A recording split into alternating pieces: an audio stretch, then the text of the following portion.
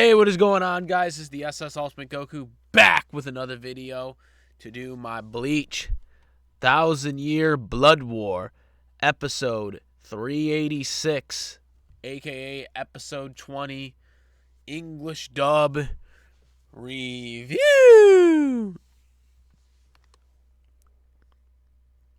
So the episode starts off with the General Lee guy, old wrinkly guy, just like, basically punching Yachiru, and the other lieutenant, well, she wasn't punching her, but she was punching Yachiru.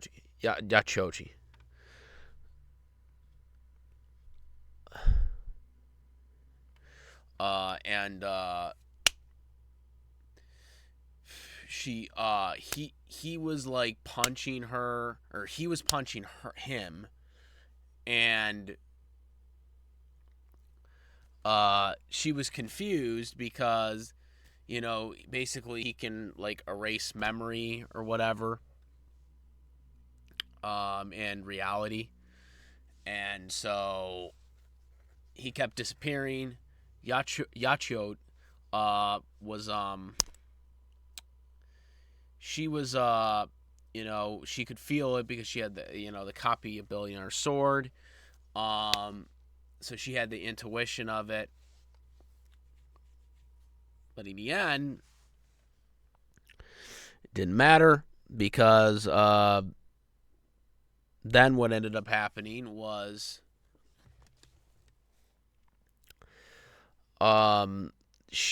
he would then, I guess, like, his real form would manifest or whatever. The Quincy was not actually General Lee. General Lee was a figment of this Quincy's imagination. The V Quincy, I guess. So he then destroys that one. And then he starts going after, them. He has the two other lieutenants from the last episode are like all knocked out. And he says they're already dead, and so they're all upset. And they basically changed. He then would basically reveal his imagination when Yachiru started trying to attack, or she was starting to attack him, but then he turned her arm bones, her one arm bones into like cookies. Like, this is actually a thing. And then he turned her entire bones into cookies. Which, like she was like still like sitting like in like a standing position for the most of the episode, which didn't make sense to me at all. If your bones are cookies now, it shouldn't have looked like that. But anyways, so then Kenpachi comes in because, she's all scared now. So then Kenpachi comes in and, he's like had to rush over because he had heard that something was wrong with her. So then he comes in and then he starts fighting this dude who literally can basically imagine himself into whatever he wants. Basically.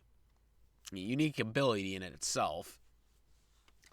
And the battle was intense. Like, he was like, he was stabbing through him, but he like then, used the imagination when he tried to cut him the first time that his thing was like steel, and he would cut through him. But the episode was going through the whole thing of him basically trying to force him to outthink himself by having an imagination.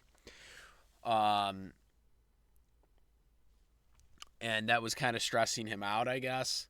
But the one of the biggest highlights of this episode was that when he when the when the Quincy decides to use a meteor,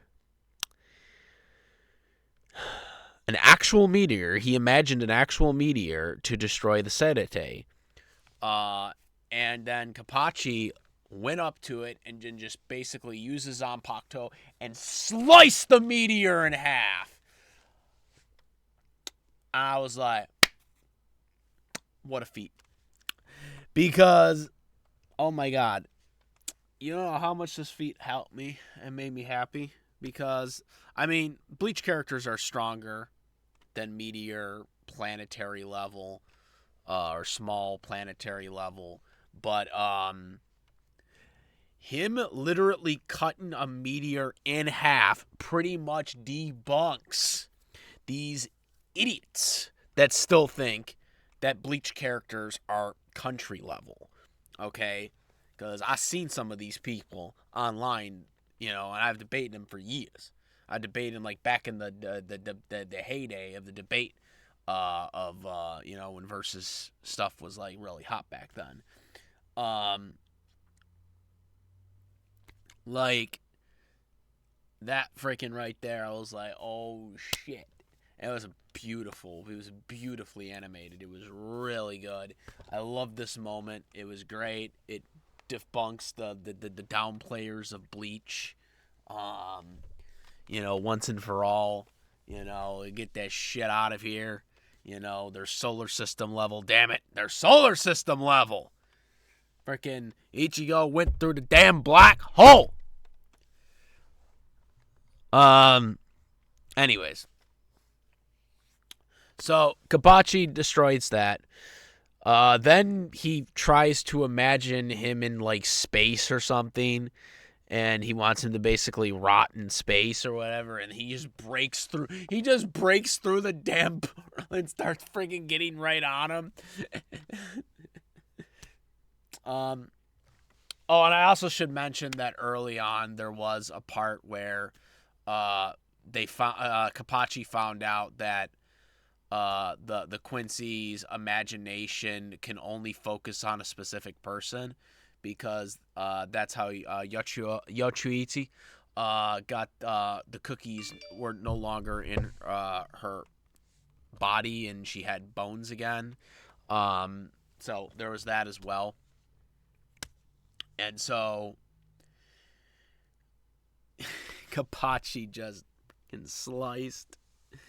He kept slicing him. Like, he was slicing him after the he went through space. Like, so you could say Kenpachi even went through a damn dimension. You could argue that's dimensional right there. Because he went through, because this dude, can imagine somebody, going somewhere else if that's where he wants them, or if he wants him to die or something like that. So he imagined him in space because he wanted him to die or whatever, right? That was it. And literally, he freaking broke through it. He broke through the damn freaking space continuum of this imaginary thing. And freaking went right through him and started, freaking going on his hand and then starting to cut him again. I was like, oh my god. I just oh my god.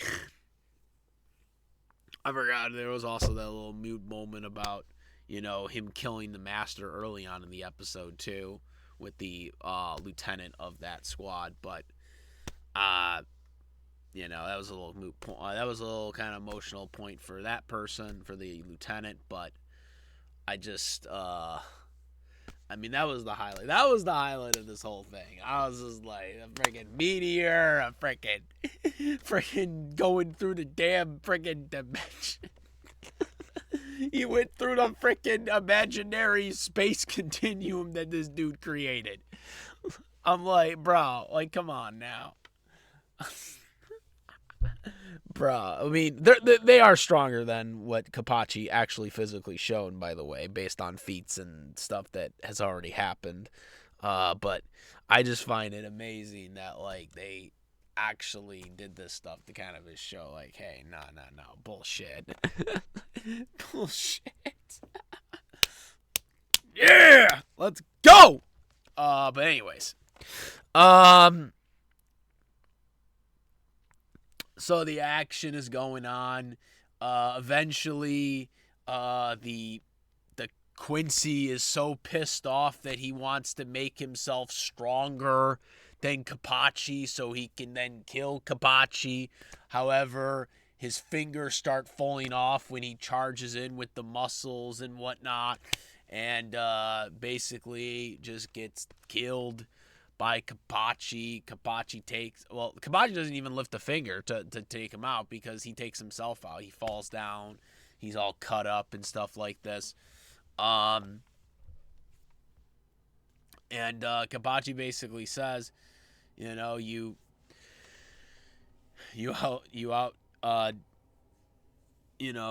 out miscalculated yourself, which he basically did, because he didn't have the strength of Kenpachi. You can't imagine having the strength of someone that you don't know their limits to.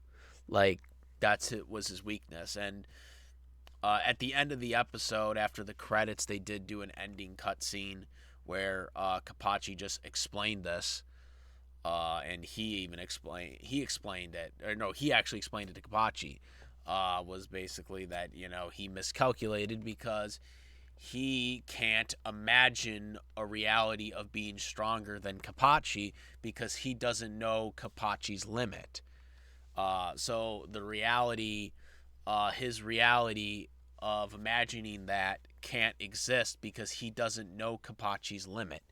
And that's why he was not able to beat Kenpachi, based on his imaginary, ability.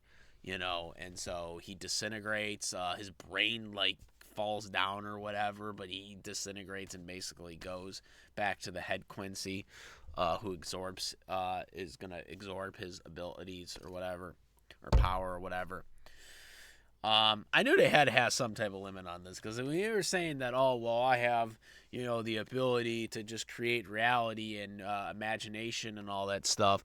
I was like, there had to be something to it. They couldn't just, because he couldn't just make him feetless like that. They couldn't just make this dude feetless.